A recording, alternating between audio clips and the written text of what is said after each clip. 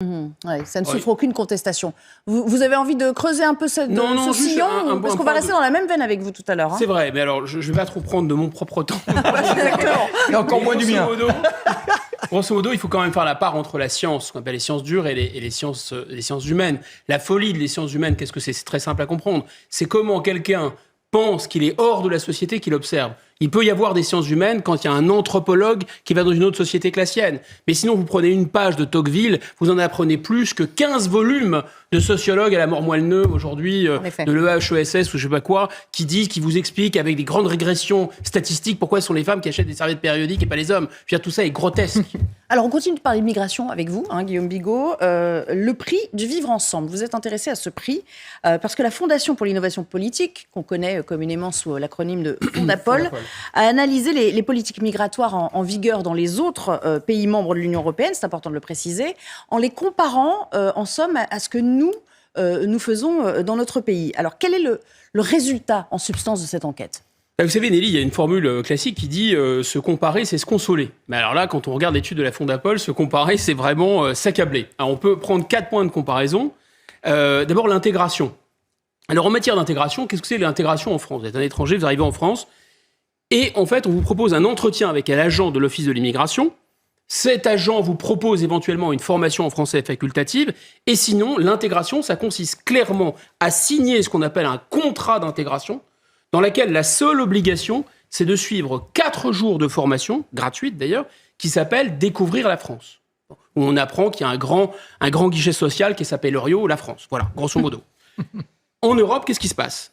En Europe, vous avez des formations partout, qui sont payantes, qui sont des formations civiques, qui sont des formations linguistiques, qui sont sanctionnées par des examens. Et quand vous n'avez pas de parcours d'intégration sérieux comme ça, c'est que vous êtes en Bulgarie ou en Hongrie. Vraiment, les immigrés ne sont pas bienvenus. Sinon, ils font les choses, disons, sérieusement.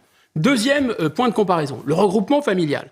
Alors en France, là aussi, c'est le grand guichet social qui s'appelle Ario La France, c'est-à-dire que grosso modo, dans le foyer fiscal où vous voulez faire du regroupement familial, il suffit d'avoir le SMIC, c'est tout ce qu'on vous demande. Dans d'autres pays, il y a des conditions de revenus beaucoup plus sérieuses que ça, il y a des conditions d'âge pour les regroupés familiaux, et il faut surtout ne pas avoir eu de condamnation. Prenons l'exemple du Danemark, pays intéressant parce que gouverné, on a beaucoup parlé sur ce plateau, par une majorité de gauche. Alors, ça fait plaisir à Marc et à moi. Et au Danemark, il faut, pour les regroupés familiaux, qu'ils aient 24 ans. 2, il faut le foyer dans lequel il y a le regroupement familial, il n'y a pas eu, pendant 3 ans, de bénéfices d'aide sociale. Et enfin, il ne faut pas que le regroupé familial arrive dans ce qu'ils appellent officiellement un ghetto. Alors, comment ils définissent un ghetto au Danemark ? C'est très simple, ils prennent un taux d'incarcération et ils prennent un taux de chômage. Si vous voulez faire du regroupement familial dans une région où il y a trop de gens qui vont en prison ou trop de chômage, c'est interdit. Et mieux encore, il faut 15 000 €, l'équivalent en couronne danoise de 15 000 € de caution. La naturalisation, même chose, c'est accablant. En France, on va parler vaguement français, et vous avez une condamnation, par exemple, inférieure à 6 mois de prison, pas de problème, au bout de 5 ans, c'est open bar, qui s'appelle Loriot, la France. Voilà, le grand guichet social. Alors, à l'étranger, dans les 26 autres pays européens, c'est beaucoup plus sérieux. En général, la moyenne, c'est 7 ans de résidence. Ça peut monter jusqu'à 10 ans en Espagne, en Pologne, en Lituanie, par exemple. Il faut en général réussir, toujours pareil, des tests, et notamment des tests linguistiques. Et il faut aucune condamnation. L'accueil, l'accueil, c'est pareil. Alors, partout, en réalité, il faut qu'il y ait, grosso modo, vous avez des systèmes de soins ouverts pour les gens, évidemment, qui sont très, très gravement malades. On laisse personne mourir en Europe. Nous sommes des pays civilisés, mourir dans la rue. Mais par contre, il n'y a rien d'équivalent à cette aide médicale d'État ou à ces grands guichets absolument universels où, à part la chirurgie esthétique, tout est open. Voilà, et gratuit. Qui s'appelle Loriot, la France. Voilà. De la même façon, les radios, vous savez, les radios pour les mineurs non accompagnés, il faut passer absolument une radio. Si vous refusez de passer une radio, on considère que vous êtes majeur. Les obligations de quitter le territoire, en moyenne, c'est 50% en Europe. Ici, comme vous savez, c'est lamentable. Donc, on est effectivement la lanterne rouge. Et donc, il en ressort que notre pays est le plus laxiste de l'Union européenne en matière migratoire. Comment est-ce qu'on peut expliquer ces différences ? Premier argument, peut-être, c'est que la France, c'est vraiment le seul pays qui croit vraiment... qui est vraiment dirigé par des européistes, voire des fédéralistes convaincus. Vous savez, c'est l'histoire de la souveraineté européenne. Donc ça fait que tout ce que veut Bruxelles, même contre le peuple français, tout ce que veut Bruxelles, c'est notre projet, comme dit l'autre. Voilà. Donc, et comme l'Union européenne veut l'immigration, l'immigration, c'est donc notre projet. C'est assez simple, en fait, en réalité. Ensuite, deuxième argument, c'est malheureusement, j'ironise dessus, mais c'est en fait assez sérieux.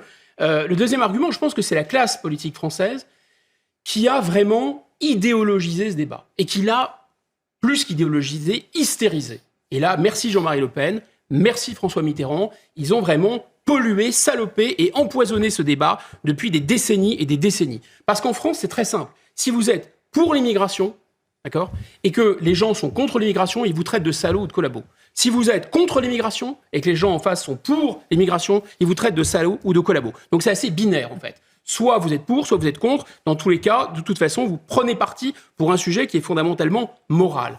Alors, on voit aussi un autre phénomène qui est quand même spectaculaire, qui saute aux yeux sondage après sondage, c'est qu'on n'a pas toute la classe dirigeante, mais une majorité, disons, des notables qui sont pour l'immigration. Et une majorité de la population qui vote à droite, qui vote à gauche, qu'importe, qui sont plutôt contre l'immigration. Et à d'où ça vient? Moi, c'est mon hypothèse, ce n'est que mon hypothèse. Je pense que ça nous ramène à un passé qui ne passe pas. Je pense que ça nous ramène effectivement au poids de la culpabilité de l'occupation, puisque grosso modo, tous les gens qui sont des autorités bêlantes pour l'immigration, les magistrats, les hauts fonctionnaires, les journalistes, les people, enfin ce qu'on appelle les vedettes, 1940, 1941, 42, tous ces gens-là, on sait bien ce qu'ils faisaient. Donc là, en fait, ils ont un poids de culpabilité, ils nous font payer ce poids de culpabilité. Alors je dis pas que la population française a tout été résistante, mais grosso modo, elle ne s'est pas vautrée dans la collaboration comme la classe dirigeante ou l'élite. Je pense que c'est ça qui se joue. Et quand on voit ce qui se passe ailleurs en Europe, prenons un pays comme le Danemark, c'est très clair. La classe dirigeante danoise n'a pas ce poids de la culpabilité de la collaboration. Donc elle n'a pas besoin de lire le phénomène migratoire à travers une grille morale. Le bien, le mal, les nazis, les collabos, etc. Tout ça. Et donc ils ont une approche finalement assez pragmatique. Ils ne disent pas que c'est une malédiction ou que c'est une chance forcément. Ils ont une approche pragmatique. Grosso modo, c'est aussi un sou, c'est un sou. Combien ça coûte? Dans ces pays où il y a beaucoup de protection sociale, évidemment, ils sont assez logiques. Ils disent on ne va pas faire venir des gens qui vont bénéficier des aides sociales sans contribuer financièrement aux aides sociales. Et on en revient à cette différence. Et puis c'est aussi très protestant. Hein, j'osais pas le dire parce que ma belle-mère est protestante, mais oui, c'est vrai. Un sou est un sou. Guillaume Bigot dans le texte. Mais justement, est-ce qu'on peut aujourd'hui disposer de ce qu'on appellerait, disons, une approche plus comptable, qui serait dépassionnée, je reprends ce terme, sur ce phénomène d'immigration, afin de répondre à la question de est-ce qu'on y gagne? Y gagne-t-on ou y perd-on? Je pense que c'est comme ça qu'il faut poser les problèmes. C'est pas un problème de bien et de mal, ça peut être un bénéfice, ça peut être un problème. On peut avoir une approche un peu plus micro, une approche macro. Micro-économiquement, c'est assez simple. Quand vous faites la liste, en fait, prenez une calculette, faites la liste des dépenses sociales qui sont engendrées pas par toute l'immigration, mais par une certaine immigration et qui ne sont pas financées par ces immigrés, vous avez déjà une coquette somme. Alors, les HLM sont à peu près à 40% occupés par des foyers étrangers. On va rapporter ça à ce que coûte l'ensemble des HLM, c'est 3 milliards peut-être par an. Ensuite, on a un quart des places de prison qui sont occupées par des étrangers. Allez, on en a pour 700 millions d'euros par an. Ensuite, on a l'aide médicale d'État, 1,5 milliard d'euros. Les mineurs non accompagnés, 2 milliards d'euros par an, les fraudes à la carte vitale, etc. On a un grand total qui est pas très loin de ce qu'on veut économiser sur les recettes, sur la réforme des retraites, soit 8 milliards d'euros par an. Mais il y a des études macro plus intéressantes parce qu'ils prennent d'abord l'intégralité des immigrés, mais aussi ce que les immigrés apportent et ce que les immigrés coûtent. Et grosso modo, il y a deux grandes études. Il y a une étude du CEPI, qui est un organisme du Premier ministre, de 2018, et une étude de l'OCDE qui date de 2021. Elles disent à peu près la même chose. Ouais. Ça coûte 1,5 point de PIB l'immigration. Ça coûte de manière nette, en tenant compte de ce que ça apporte, ce que ça coûte. C'est-à-dire ça coûte grosso modo 30 milliards par an à la France. Ça coûte à peu près 3 fois les économies espérées de la réforme des retraites.